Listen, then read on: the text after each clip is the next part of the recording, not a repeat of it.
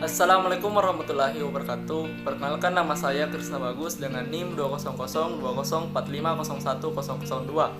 Mahasiswa Universitas Negeri Makassar, Pendidikan Teknik Elektro.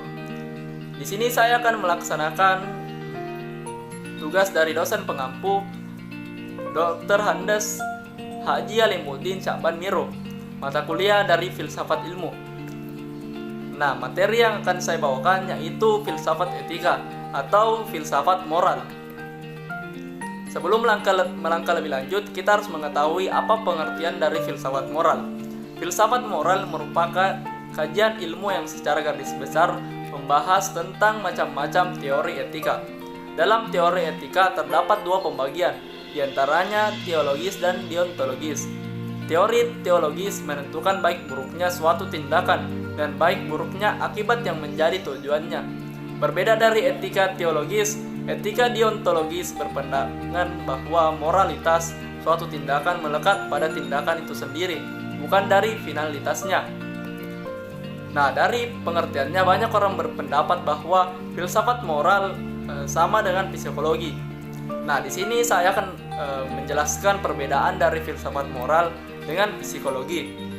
Psikologi adalah ilmu yang membahas tentang cara memahami perilaku manusia. Misalnya Anda orangnya pendiam, maka psikologi akan mengungkapkan mengapa Anda pendiam dan apa yang menyebabkan Anda sehingga menjadi pendiam. Psikologi juga mengungkapkan misteri kepribadian manusia mulai dari strukturnya, suasana hatinya, mulutnya, motif-motifnya, dan seterusnya. Sedangkan filsafat moral itu berhubungan dengan baik buruk. Apa tingkah laku manusia itu yang disebut baik dan apa yang disebut buruk?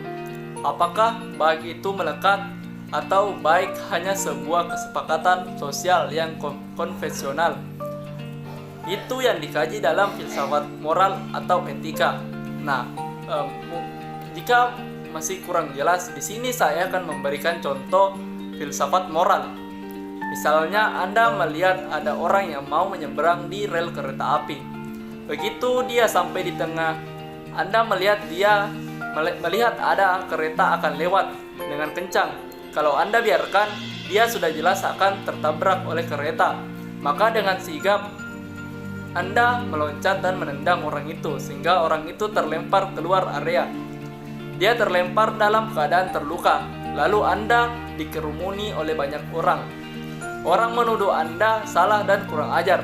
Anda dituduh tidak baik dan tidak benar. Maka disitulah filsafat moral bekerja.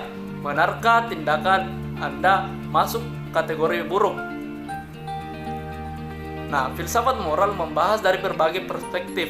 Contohnya, tadi orangnya tidak tahu. Tidak semua orang mengerti kondisi dilematis seperti itu. Kalau Anda biarkan, mungkin dia akan mati tergilas oleh kereta. Tetapi dengan tendangan Anda, nyawanya selamat, walaupun dia merasakan sakit. Nah, itu contoh filsafat moral. Nah, kesimpulan dari materi ini, kita tidak boleh menilai baik dan buruknya seseorang hanya dari sudut pandang kita saja, dan perspektif etika tidak mudah melakukan vonis terhadap seseorang. Mesti dikaji terlebih dahulu dari berbagai hal yang kasusnya seperti apa, lalu dia mati dari berbagai perspektif. Nah, sekian dari saya, kurang lebihnya mohon dimaafkan.